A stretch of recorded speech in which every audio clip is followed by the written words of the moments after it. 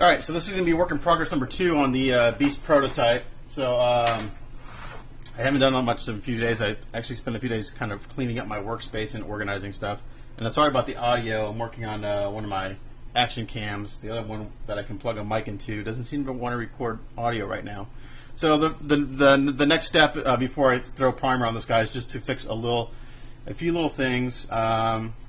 One is I washed all these parts the other night in some Dawn liquid detergent and just gave it a really good scrubbing since I had all that Vaseline over everything. And in doing so, I broke one of these little, just a little piece off of this. So I'm going to just glue it on real quick. No big deal. That happens every once in a while. Just a little dab of glue.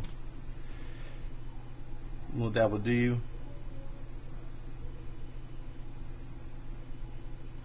Hold it there for a second. Clean off. I got a little too much on there. I'm gonna get a Q-tip, clean some of the excess off.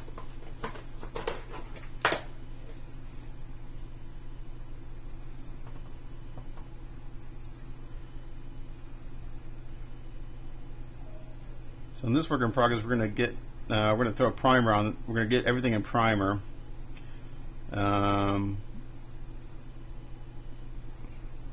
Come on, there we go. I'm gonna hold that there for a second. If I had a third hand, I could have someone squirt some kicker on there, but I don't have a third hand, so.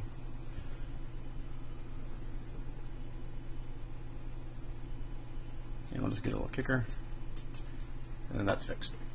And then the next thing we got to do is I've got to this where I kind of drill through here when I was pinning. I'm gonna put a little bit of AIDS in that hole real quick. And I can actually paint over this A's wall before it's cured. I just need a tiniest little bit of A's. But you mix it 50-50. There's a little piece right there. And a little piece right there. You want to get those as close to equal as possible. Otherwise it won't cure correctly. And I'm just going to kind of knead this a little bit in my hand. Mix it up.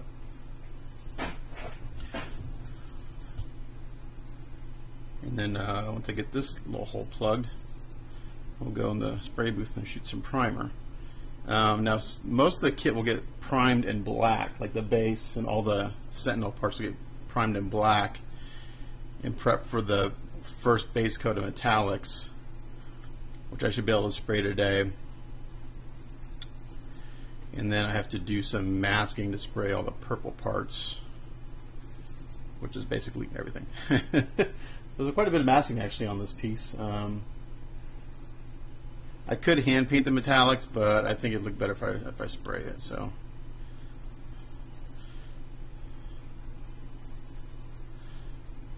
just gotta mix this up really good. So yeah, I gave this thing a really good bath in some warm water, some Dawn, degreasing liquid detergent with a scrub brush. Just to make sure we get all the petroleum jelly off. So now I'm going to take this A's, I'm going to plug this hole a little bit.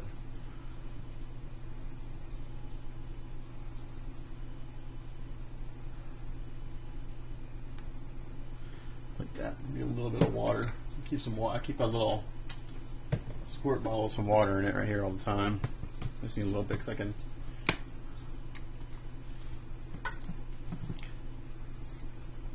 And I'm just going to get one of my little sculpting tools here to get the fur texture back in there.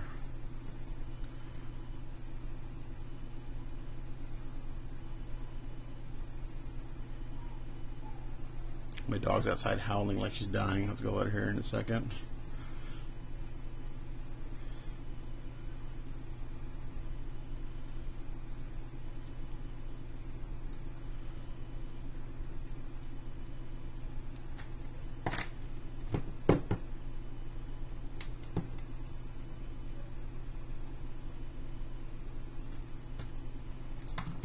Q-tip here.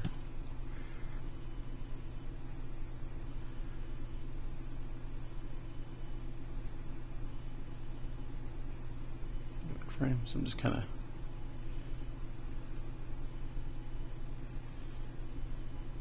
getting it in there. And Aves makes a special solvent for their putty, but you can use water.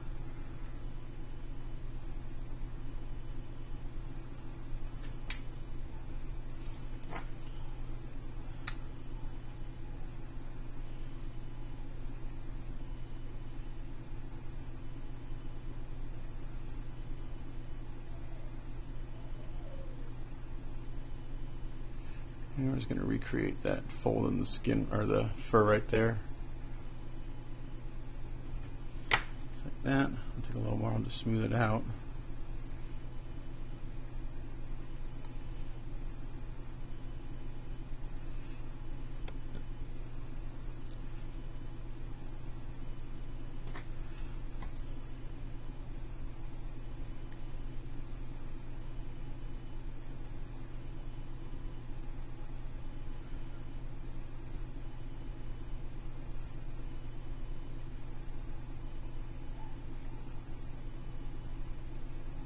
Just kind of like that.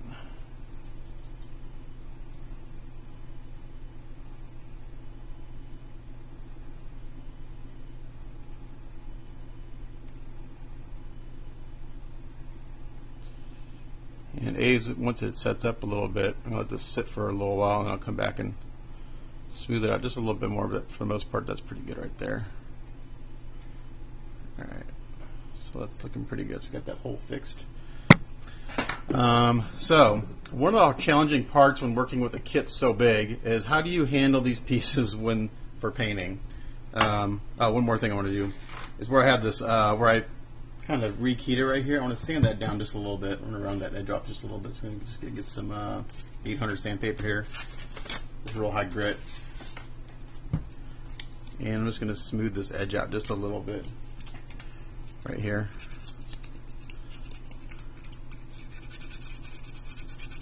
.800 is very high for sanding Bondo, but I don't want to really take any off because I don't want to recreate my gap. I just want to round this. I just want to round the edge off a little bit.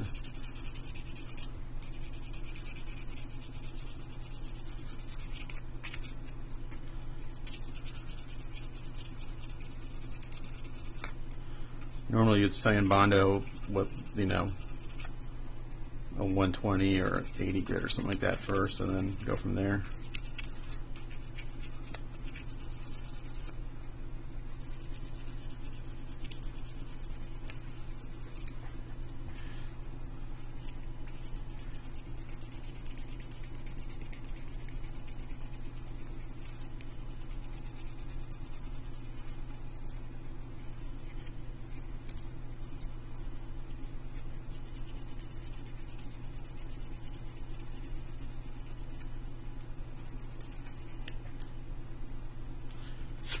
More. It clogs up real fast when this is high grit.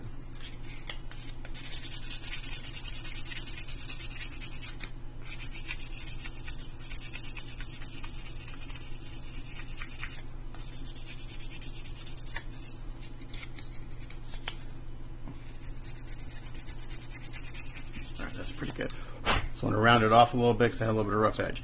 So a big trick, like I was saying, a trick with handling big parts, like how do you handle this for painting? So for like this piece right here, what I'm going to do first is I'm going to concentrate on the fur, getting the fur painted, because I got to do that first, and I got to mask the pants off. So on a piece this big, I actually have a bunch of these clamps like this, and I don't care if these get paint on them. So for this, so I have to be able to handle this piece without getting my hands all over it while I paint. So initially I thought about clamping it up here in the neck, but there's just not enough meat there to do that. And there's nowhere to, like, it's solid, so it's too heavy to put like on a rod or something. So the thing we're going to do is I'm going to just lightly clamp it at the pants here. I don't want to clamp it too tight because I don't want to crush anything. I can even clamp it at the waist, just so that I can set it down. Kind of like that, so it'll, you know, it can rest while the blue paint dries. So that's how I'll handle this piece. I can clamp pretty tight on the waist since it's a solid piece and I'm not going to squish anything. And that way I can pick it up, I can handle it, and I can paint it just like that. Other pieces, hold on. Other pieces I use A-clamps. So I have a lot of A-clamps. Actually, this piece is just on the verge of being too big for an A-clamp. I may go ahead and use one of those other clamps. I clamp it down like this.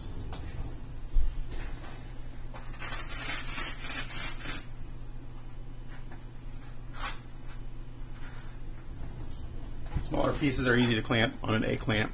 The heads, like this, I simply drilled a hole in the back of the head where you're not going to see it, and I put it on a stick. That allows me to handle it all the way through until it's ready to be put, for the hand painting phase.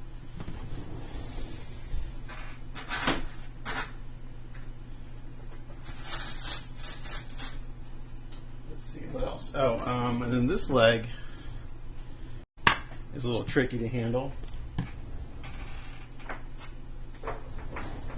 But like these two pieces right here, I can put on a small A-clamp. They're not too heavy. It'll hold just fine. Just like that. So I can put that on there, I'll be able to paint it and prime it without having to handle the piece itself.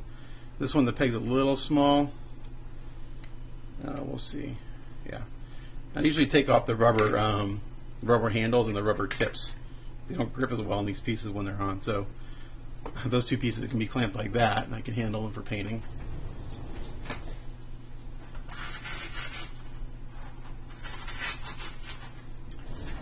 And then this leg, I don't know if a clamp is going to be strong enough to hold. I have to be careful because I've been known to clamp something and have it fall off the clamp while I'm working on it. Maybe the peg under the foot's a good. You gotta have enough meat for the clamp to grip onto. Yeah, I think that'll work. So I'll be able to maneuver this around. As long as I'm careful when I'm flipping it around, it should be able to be okay to work on it that way. So that's one trick when you're working with big pieces like this, is how do you handle them for painting. I know some guys who have the big stuff, and I did this with a surfboard. Actually, make a mount, like a block with a wood that you can mount stuff to. I'm gonna have to do that eventually for some of this big stuff because I don't know how the hell I'm gonna handle it. So the next step is we'll be in the spray booth and we'll be shooting primer. So I'll be back in a second. So just to show you, this is how I have all the parts clamped up, and I use these blocks of floral foam to mount them as I work. So when I do Gundams, once a piece is on the stick or whatever, it's usually on that stick until I'm done with that piece and I'm ready for final assembly. So these are all clamped up, and we're going to go shoot some primer on them now. Alright, so it's going to be loud because, again, I don't have I can't put an external mic on this camera, but we're in the spray booth. I'm going to start off with the base first. Now, the factory has sprayed this in primer, but I don't like it. This is gray primer. And since we're doing a metallic, we're going to spray our own black primer on top of this. And I'm actually seeing a few little rough areas that I'll probably have to sand down a little bit, but that'll help me see any rough areas. And I'm more concerned about areas on the hand here. But you know what? Before I do that, I can actually probably sand that down a little bit right now. Hold on.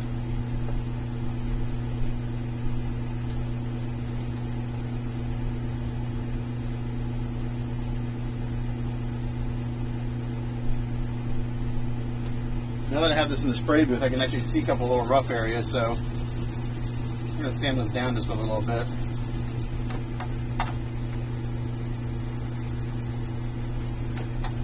There.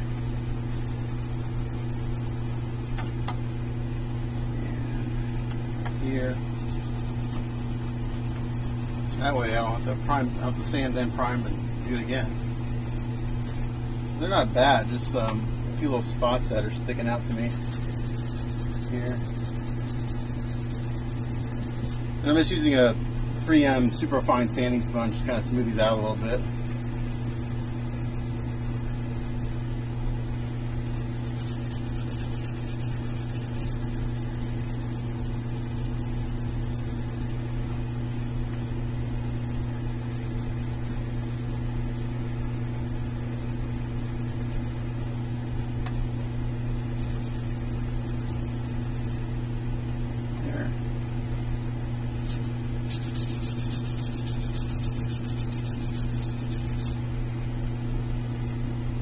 If you ever watch me paint, you'll see I'm constantly running my hands over things, because your hands can feel more than your eyes can see.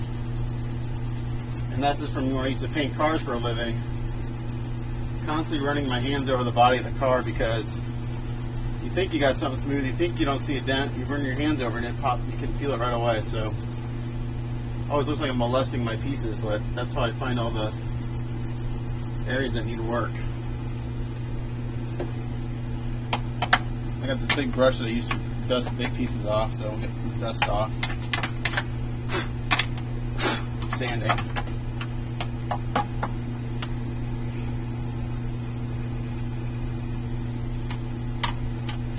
And to be quite honest, this has to be perfectly smooth because this Sentinel hand has been beat up, but we don't want anything that looks too obvious. So, okay. So now what I'm going to do is I'm going to get at my go-to black primer, which is Badger Steiner Res. I'm going to give it a good shake. I'm going to use my Grex trigger gun. I did buy a new Iwata gun, but I have to upgrade my air compressor because it requires quite a bit of air. And this is an acrylic-based primer, so I don't use a mask, even though people tell me I'm supposed to. To be honest, I don't wear a mask very often, but I should. So we're going to give this a nice coat of black primer.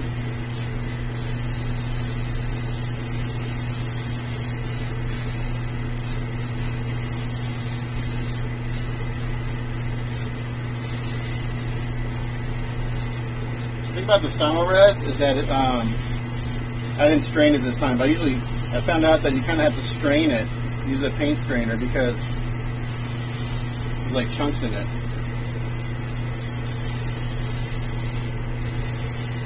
You can see with this Grex airbrush, it covers pretty well, pretty quick.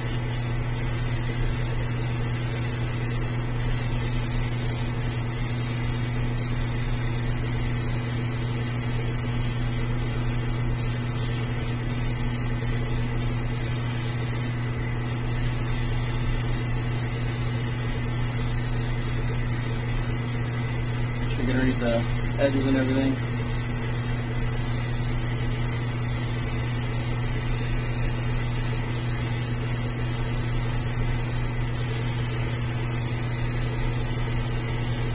I kind of wish they would have casted this finger in a separate piece too, because it'd make painting easier.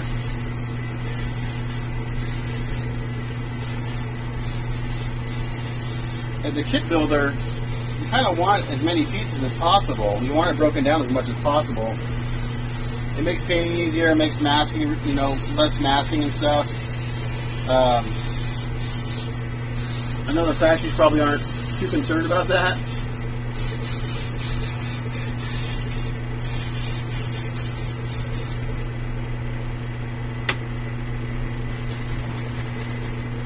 This Grex will put out some primer pretty quick.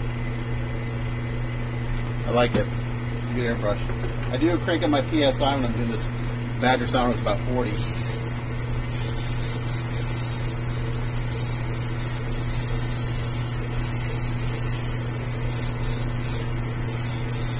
there's some deep, crevices and stuff in this rock too. I'm not real concerned about getting that all the way yet, because that's going to be gone over several times by the time I'm done, but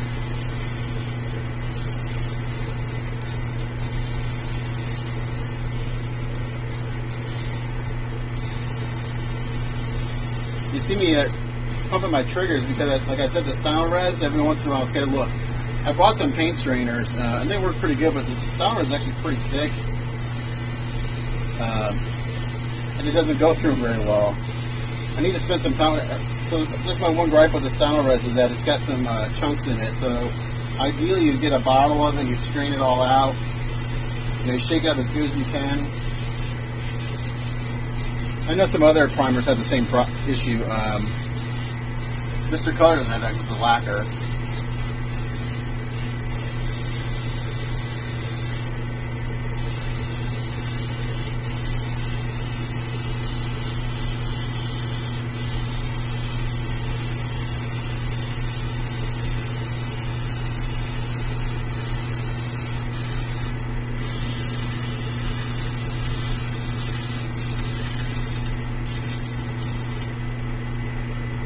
He pumps out some primer pretty quick. I'm going to give Ken Badger a call and have him hook me up again.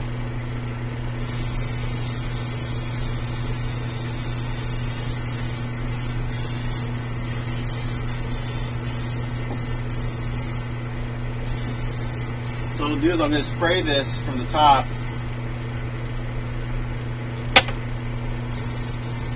We got a chunk in there, so I'm going to come out. Come on. And then I'll let it dry for 15 minutes or so. I'm going to flip it over and make sure you get everything from the bottom side too, because you think you got everything, you're looking at it from up here. As soon as you flip it over, you'll see all the spots you missed underneath.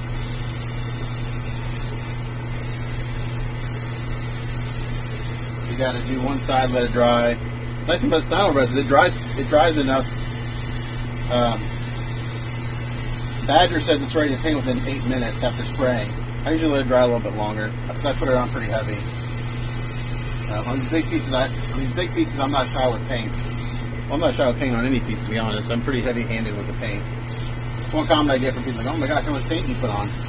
Well, quite a bit on.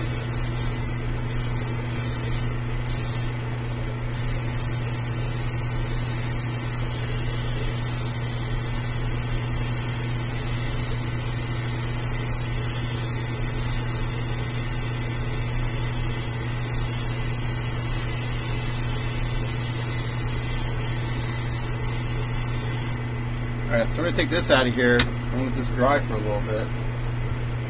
Let's bring in some of the other pieces and work on those while this dries before I can flip it over.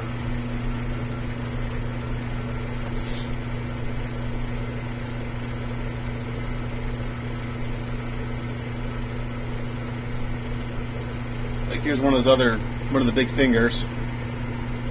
I got it on this clamp here. I can maneuver it on this clamp pretty easily.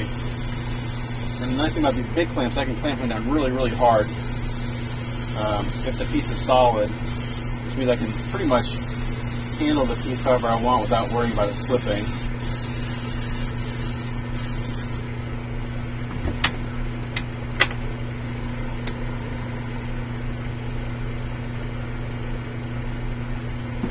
I think this kit is going to use up the rest of my black stylo res.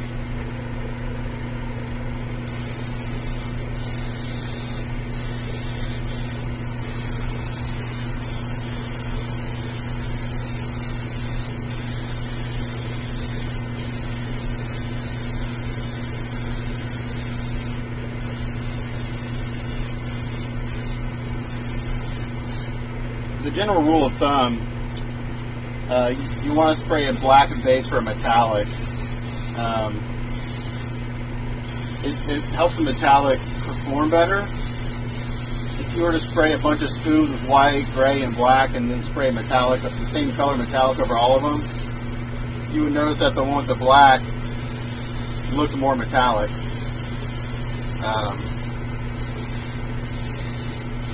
Because your base coat has a huge effect of what your top coat looks like. And that's how, like, when I do shading, I'm using that effect to my advantage. Because you're seeing the base coat for all the shading.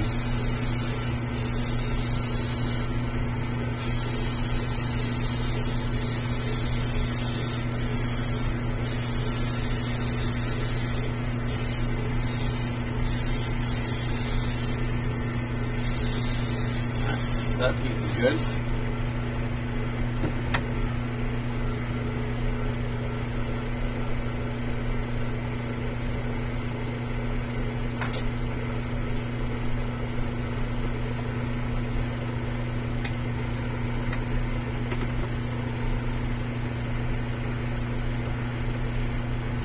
I'll do a few more pieces on camera and then I'll just wait till I'm done because it's the same thing over and over again. But it gives you an idea of this step.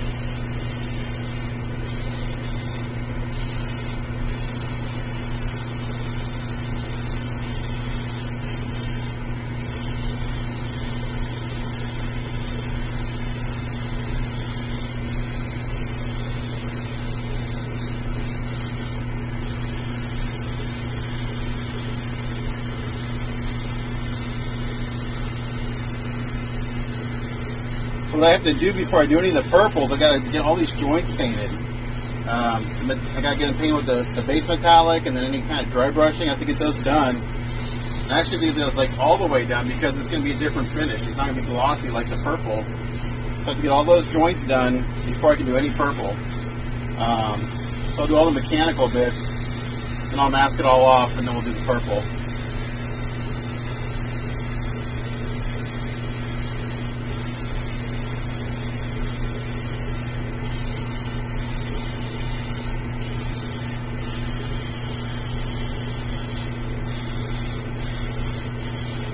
I can tell that I did a good job on cleaning because I put the primer on and I'm not getting any fish eyes.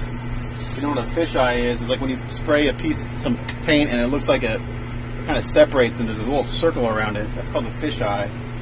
That means there's some oil on the surface. And I don't have any of those, which means I did a good job in cleaning the surface after all the work I did. Alright, so I'm going to pause and I'll come back after I'm done spraying everything in black. Alright, so I got everything sprayed in black, but I'm going to show you like here under the base where I got to get back up underneath here. So this is dry for about 20 minutes and I can go back there and kind of turn this upside down a little bit and get up underneath all these other edges I couldn't get to before. So this is one reason why I like things broken up into more pieces, because it's easier to get to all the spots.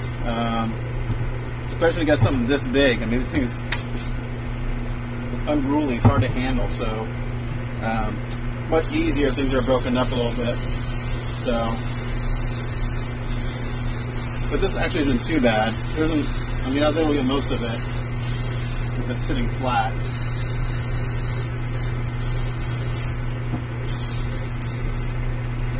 So we're just about done with the black. And then I'm going to hit all the beast parts with some gray. Now, all the base and all like the hand parts had primer on it. I don't think the beast parts have primer on it. So from the factory, which is kind of interesting. It's no big deal, so I'm going to prime it anyway. But just wondered what kind of things to determine what to prime and what not to prime. So that's pretty good. So we're going to come back and we'll do the beast in gray. Okay, now we're going to do the same thing, just with gray primer on the beast parts.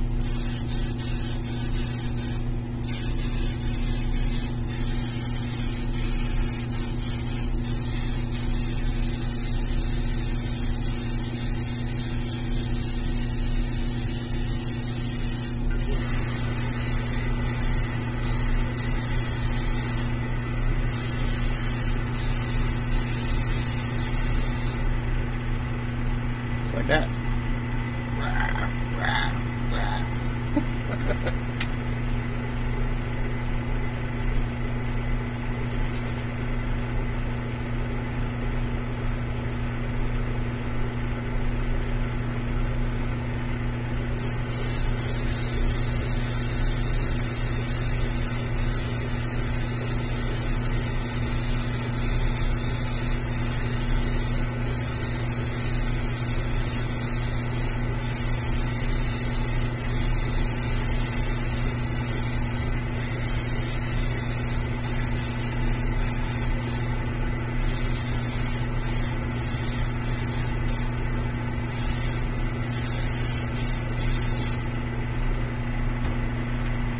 Good.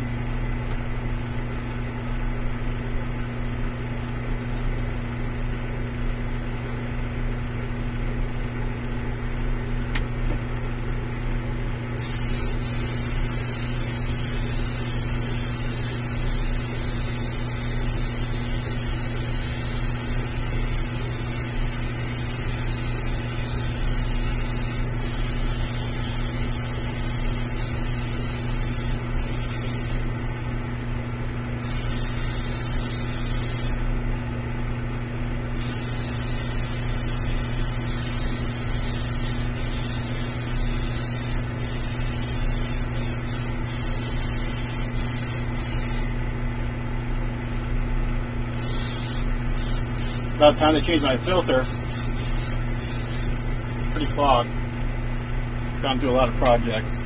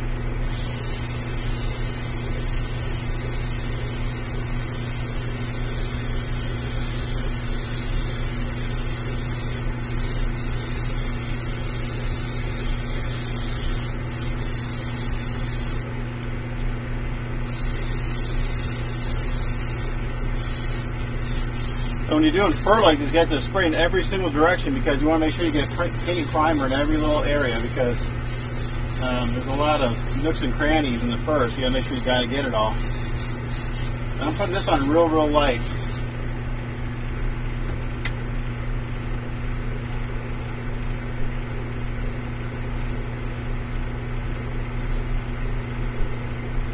I've got my foam block set up outside the spray room, that's why I keep leaving. I don't have room in here for all this foam. It's a foam block, so I just have to set up right outside the spray room.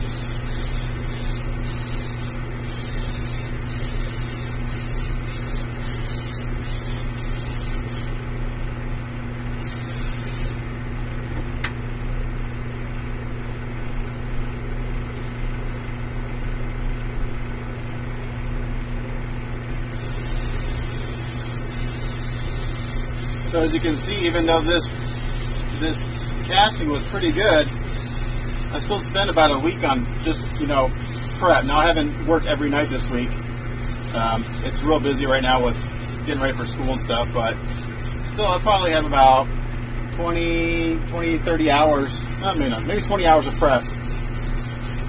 And that's on a good casting.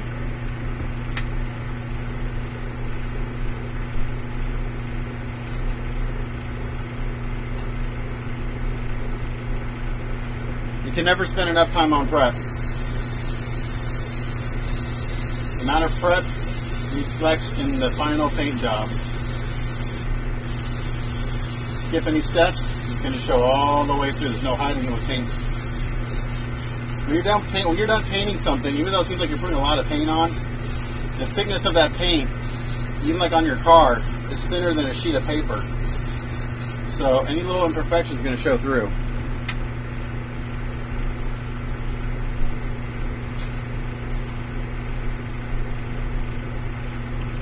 Got one more hand and then the body, and then all the priming is done. And we'll let this all sit for a little while. And I think I'll start laying down the blue tonight. I got some references and I got a game plan in my head as far as how to get the colors they want. We're going to go towards, we want to replicate the comic as closely as possible. So it's going to be a slightly, a little punchy blue. Well, you'll see. By the time I'm done, it's going to look really badass. Come on. That chunk in there. Bottom airbrush.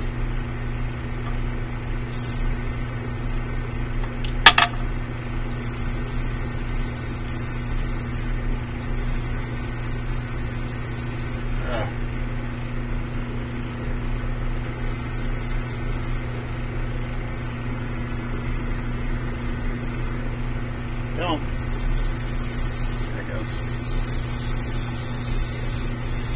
Only gripe about Stano Res. Let's send Kim Badger a note about that. You do. What's up with the chunks in your primer?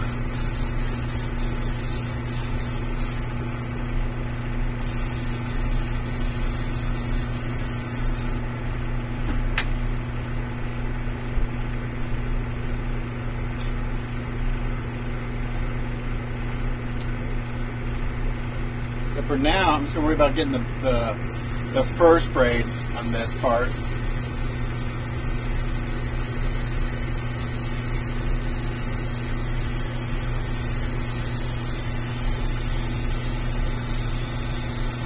Well, maybe I'll spray the bottom too, but I need to really kind of hold the bottom with my hand.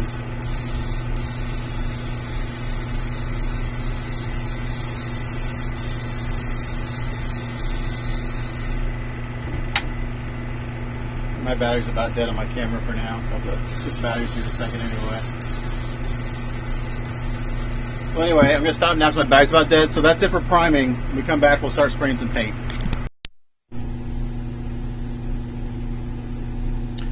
Okay, so let the primer dry for a little bit. I'm going to start spraying blue. So the first color I'm going to do is Mr. Color number 71, and this is midnight blue. So this is going to look almost black, but that's okay. I want to start from dark to light, and we're going to work our way up. So again, it's not just one color and then a highlight. It's going to be probably, three shades of blue until I get up to where I want.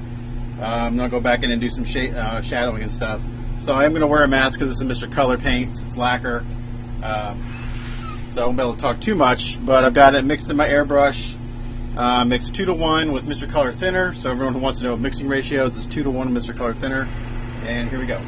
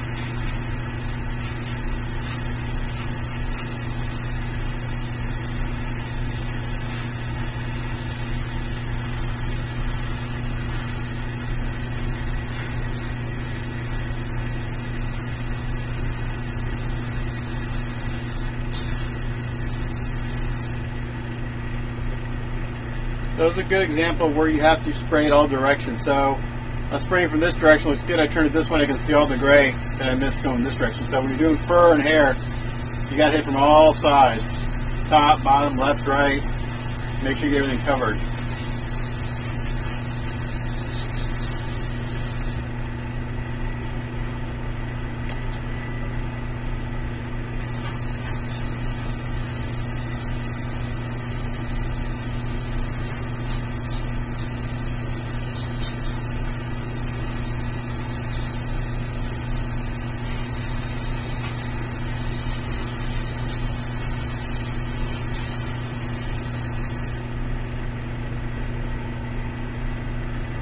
So it looked like I was spraying a lot of paint, but it's actually a pretty light coat.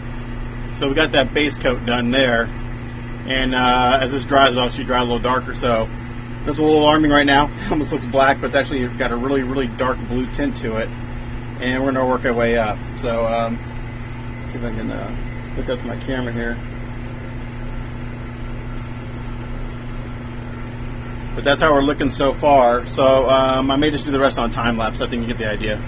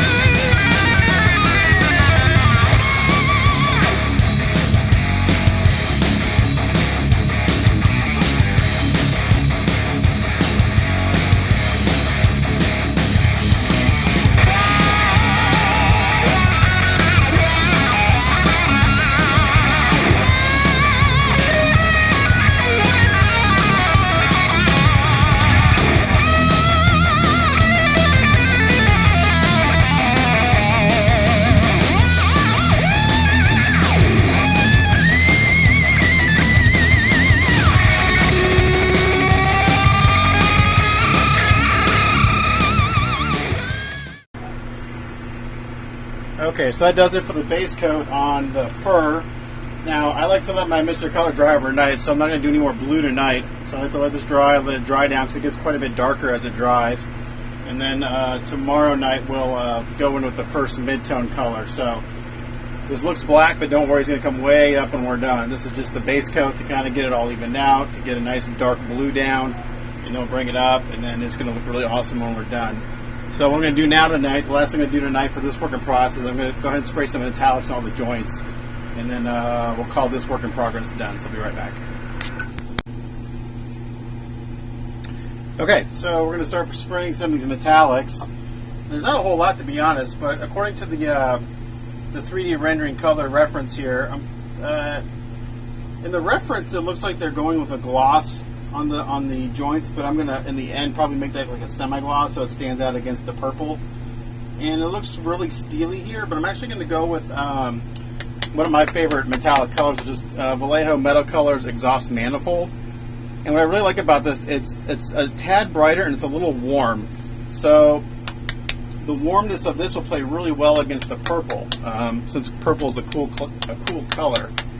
So it'll just look really good. So we're gonna. I love these Vallejo Metal Colors. Again, these are acrylic based, so I really don't need a mask. You can take it off. These spray extremely well. They cover very well. These are like some of my new favorite metallics. And this will look great over the black. So between this color and the candy blue or the purple that we're going to do, look at that! Man, that looks awesome. And so what I'll probably do also is, in the color reference, all the stuff in here is one color, but there's some like gears and stuff in there. So I'll probably go in there and pick those out and hand paint those a different color just to give it some variation. Like that bolt, I'll probably paint a different color. I'm not going to go crazy with all sorts of, maybe one more color like steel or something, but that's going to look really good against the purple.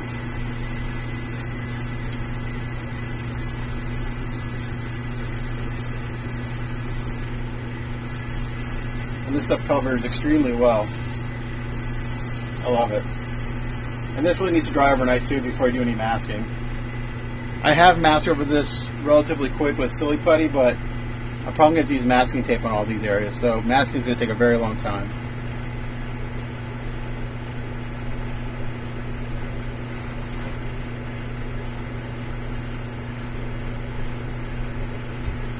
Again, I'll do a few video and then I'll just put on time lapse.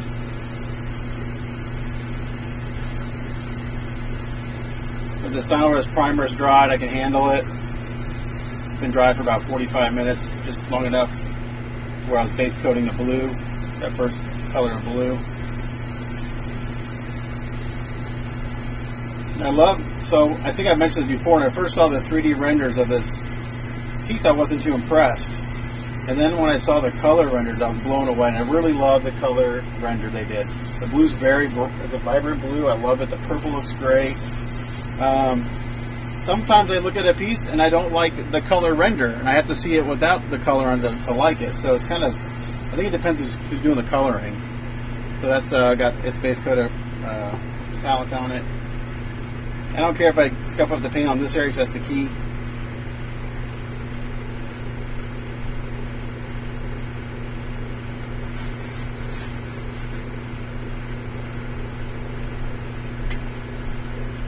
So the tricky areas are all in here between the fingers. It's hard to get paint in there.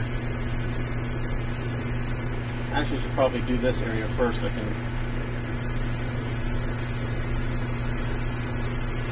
So I'm just going real light. I'm not going real heavy because since I got to get in there and all the crevices, I don't want to hose the paint on because then it'll just build up and pool in the areas that it hits first, in the high areas. But there's a lot of cool detail in here, not just to do one color. So I'm going to do, I think I'll go back with one more color and do some, pick out some of the gears and stuff like that.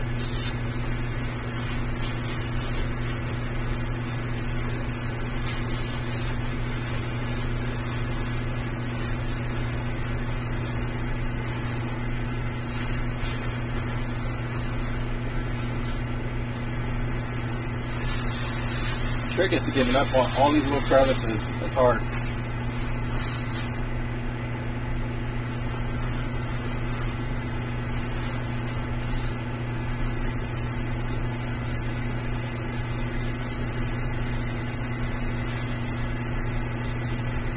I hope the audio is semi-audible on this camera. I like these E cameras because they're inexpensive. They're not like crazy expensive like a GoPro. the audio on them sucks. Even with an external microphone, they suck. But I thought about doing voiceovers, but I have barely enough time to record these and get these uploaded. So to go back and do voiceovers would just take much more time. If this is my full-time gig, like my career or my job, I would take the time to do that. I just don't have the time.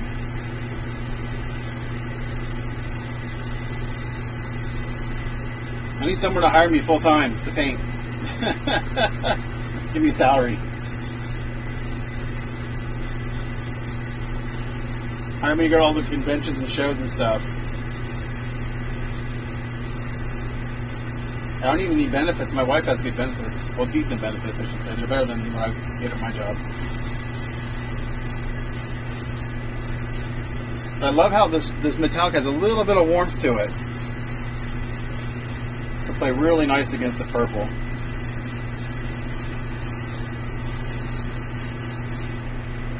That looks pretty good.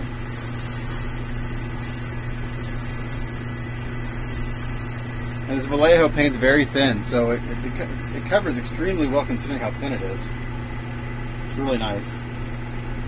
Like all the metallics on the Hellboys I do are basically hand painted with those Vallejo metal colors. I would say 90% of them are.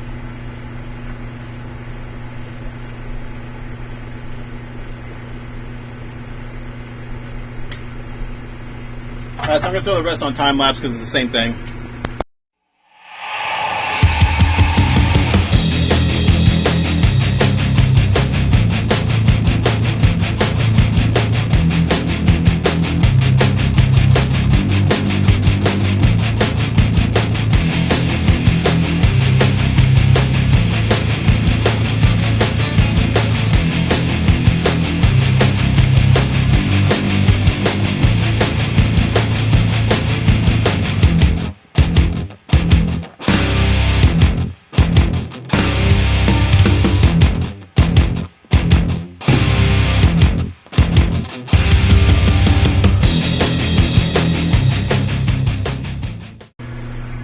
Okay, so I went through and sprayed all the little mechanical areas with that Vallejo metal color exhaust manifold.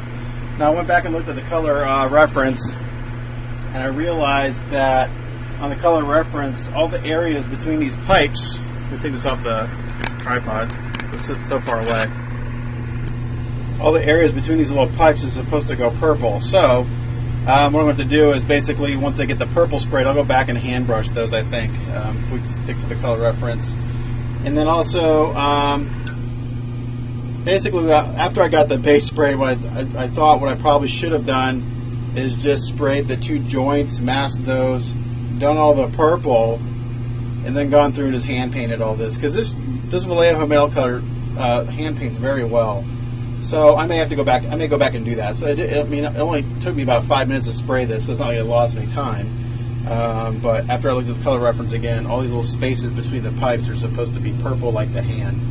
So yeah. So that's it for tonight. I got the base blue painted. I got the base metallic painted. I'm gonna let that all dry, and then we'll go to the next step after that. So I'll sleep on it and see what we're gonna do next. So that's it for work in progress number 2. Thanks for watching, and we'll catch you guys next time. Stay tuned for work in progress number 3. Catch you later. Bye.